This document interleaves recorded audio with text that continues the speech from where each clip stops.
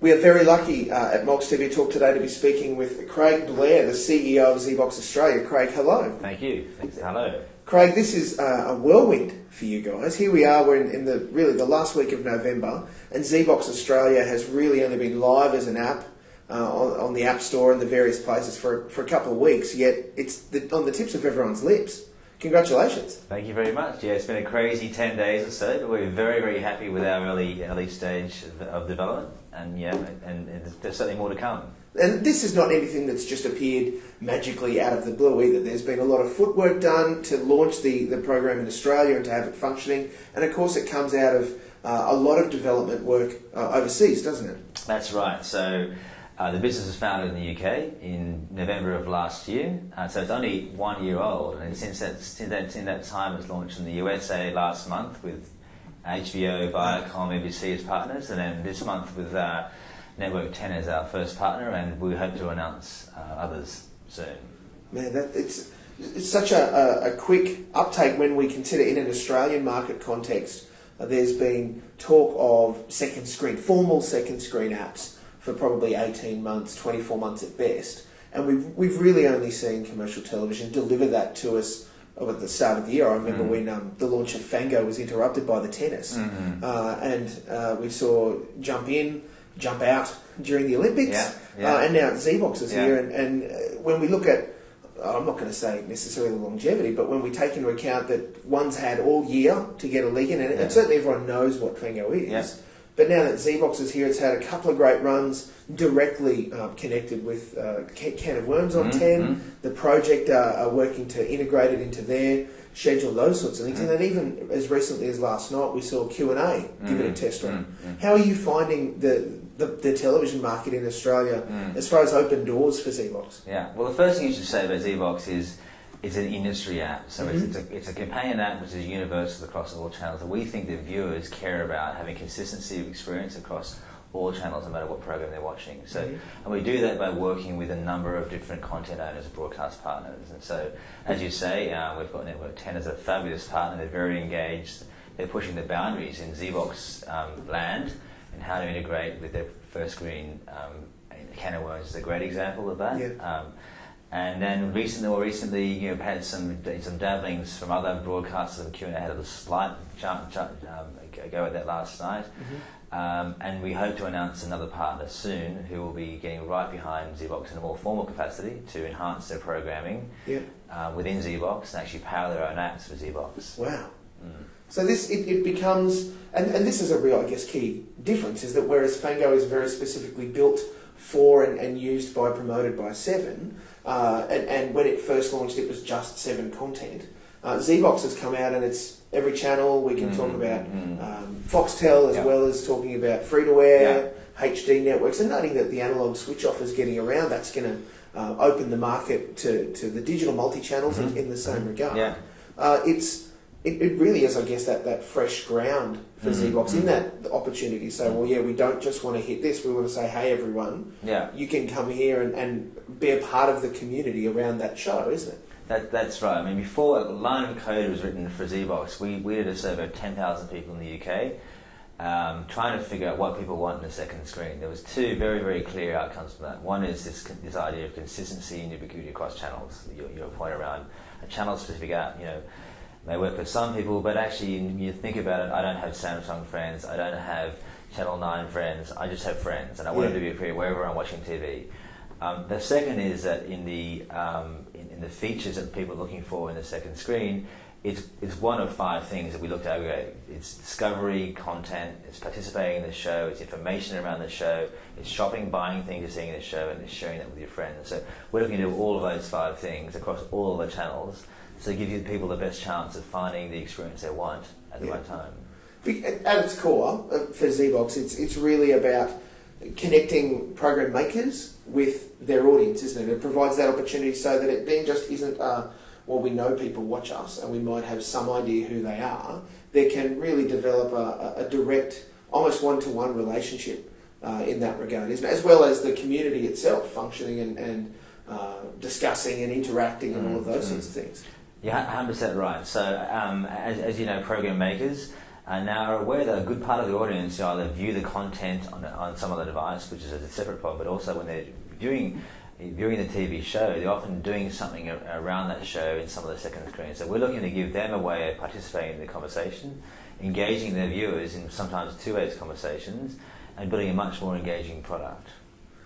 How much, given your position, and how much had you played with the competitor's product before we got serious about dropping zeebox in Australia? So we obviously play with the product, but I guess my background is building businesses in Australia in partnership with well-developed products out of the US and UK, and history tells me that we've got 70 engineers in the UK, led by a guy called Anthony Rose. They built the iPlayer. These teams tend to get the product right over time, and that gap between what you're seeing zeebox now and the others in the market should grow over time, not get smaller.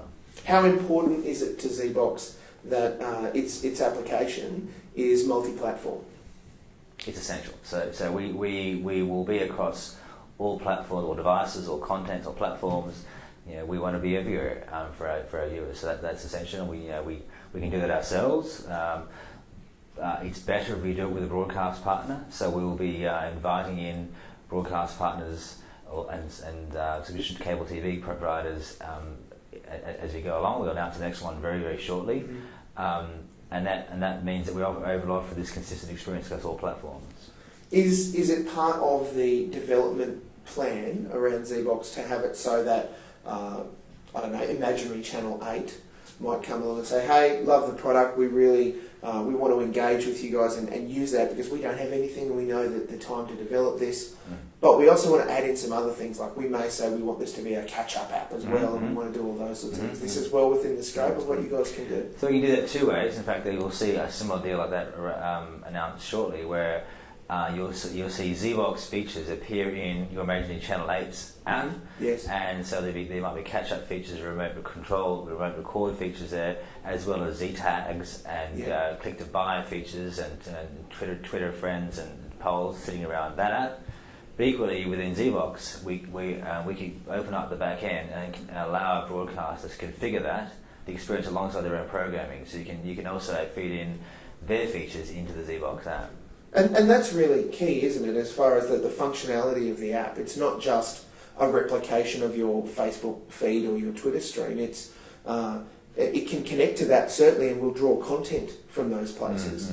But there's the ability to interact with the show, as we've seen with Can of Worms, whether it's polls, whether it's other opportunities, and might be YouTube clips or whatever. But the Z tags, this I think for me is what was the most dynamic and startling thing. Because I can sit down and be involved and using the app and doing lots of stuff, and then as a topic is happening or developing in the show and developing in the conversation through the app, all of a sudden there's links to that content or connections to the person that's on screen, their Twitter account or their social media stuff. I mean, that's as a grounding, as a global experience, that really starts to put it head and shoulders above the other apps that I've had to use, and I've used a few. Yeah, this is a secret sauce of zeebox, and it's kind of one of the main differentiators is we know what you're watching in TV, and we know what's going on inside the content. We ingest that video and we pull from that context. And as you say, we can do many things with that context. We can create Z tags. The Z tags are words that are mentioned in shows that might let you dig deeper around the content. But there also might be products that you've seen in show that we mentioned in the show, which allow you to go off and buy that camera or that song. There could be a quiz or a poll, as you mentioned in the show, which allows you to click off and vote or talk to your friends about it. So Z tags are kind of the main way we bring in the social networking, the e-commerce, the digital properties, but make it contextual to the programming.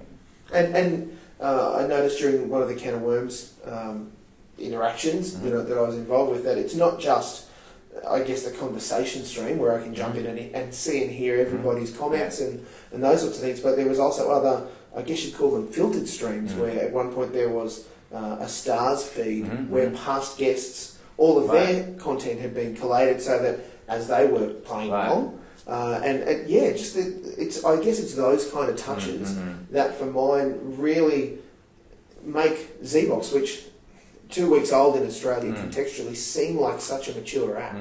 Yeah, no, I think the the use by talent is a surprise for us, actually. In the UK, we have guys like Stephen Fry, who are huge proponents of zeebox, and they're finding it a much better way to talk to their fan base alongside TV programming. And we're finding in the early days here, we're finding some of our talent doing the same thing. Dan Alik's doing some fabulous job talking to his fan base alongside the Can of Worms, for example, and making it feel like a real live viewing experience. So that's the early days, but so far it's working very well. What's the plans apart from you've already alluded to some other partnerships that may appear for zeebox in the near future?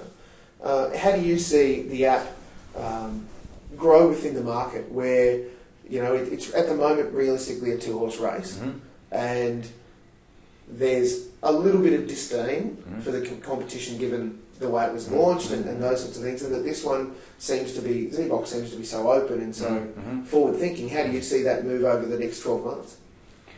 Well, in terms of positioning, we want to be open, and we want to be an industry platform, and you'll see that continue in the way we treat our data, for example. We share that, and the way we open up our platform to content owners, which I've already alluded to. We truly believe this is our best way of allowing everybody to engage with their fans or their audience. So that evidence won't stop. You'll see a lot more development coming out of the US and UK. I mean, the amount of R&D that people like NBC are doing, or HBO are doing, or Sky B doing inside the platform, we benefit from that here. So the audiences will see some fabulous enhancements around Homelands, for example, which comes out of NBC. Yes. But also some of the learnings from a broadcast perspective we'll be able to leverage off the back of work that's already been done in the UK and US. So that hopefully this is a very early stage of just step one in a longer journey. We hear developers talk about the gamification of apps and those sorts of things. Is there an intention that that will continue or bleed into? Because at this point I'd say there's not a whole bunch of, sign into zeebox and get a badge and that sort of thing. That hasn't been the core focus of the project. Is there an intention to maybe take it that way, or are you intentionally saying, no, we're comfortable with how we're developing this? I mean, as I said, there's 5 key viewer wants we're trying to address in zeebox in an aggregated sense. That's participation, information, social, shopping, and discovery. And one of those is participation around polls and quizzes and check-ins. Yep. We think it is, for some shows is important, for some of the sort of super fans is important, but it's not the only thing. So I think what you will see the check-in functionality, you will see some gamification, but we're very keen to make it relevant. Not just checking in for a show to win some badges that might be redeemed for a Starbucks voucher. We want to make it relevant to the programming and make it really useful.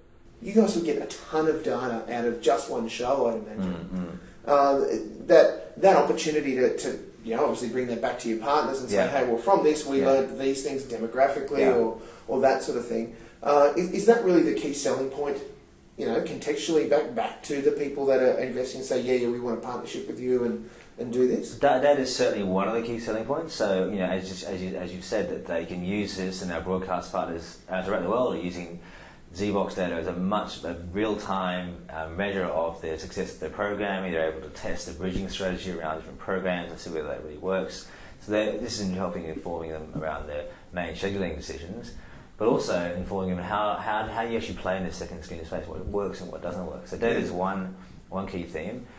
We also share the technology. As I said, we allow our partners to use zeebox technology in whatever apps they want to power their own, because it may be you want to build a tentpole program app which is just completely justified and powered by zeebox, and we allow them to control the environment with zeebox and monetize that. So there's a number of dimensions to those partnership deals, and they're all on the table. Well, it's, as I said, for what seems to be, appears to be such a young app in the Australian landscape, it really has, I think, surprised a lot of people, and I've been pleasantly surprised in using it already, and it's working its way more regularly into my television watching schedule, much to the chagrin of some of the people that I deal with. But I guess the joy for mine is that I can come in wholeheartedly and say, I use this and I enjoy it and I like it, and it's not me selling out to a specific network or anything. It's a technology platform that is independent, and it can be transparent to you. So I can use it here and still function in my social media landscapes or connect them all, and do that. And that's, for someone that's a bit noisy sometimes, that's pretty important. Well, that cutting that noise is precisely what we're trying to do. And look, it's lovely to get that sort of feedback, and we welcome any feedback, good or bad. We do want to build a brand here which is honest and open with our audiences and our stakeholders. That noise that you're referring to is exactly why we built zeebox. It's very, very difficult to interact with TV in the second screen in a way which doesn't end up with 5 different apps open and 4 different browsers. So as it stands right now, people can get zeebox for their iDevice, whether it's a pad, mini, phone, all sorts of things. They can get. It's available on the web in exactly the same experience. Android as well. Android's available as well. Yeah. So if you've got a tablet device, you can download it and be functional pretty much straight away, can't you? We cover all the devices you mentioned. The only one we don't cover is Android tablet, which will be coming soon. But as you say, all iOS devices, Android and the Android phone. There's a web application, so we pretty much cover most of the market now. In terms of channels, we've got the free-to-air channels, which we've launched with just 10 days ago. We'll be launching some of the remaining free-to-air channels shortly, and we're rolling out the Foxtel channels in the year. Well, Craig, it's been quite a ride for 10 days, 2 weeks. Exciting times. 2013 looms large, and I think that zeebox is going to be a massive part. Great. Well, of the thank TV you for your support. Thank you for your time. Cheers. Bye.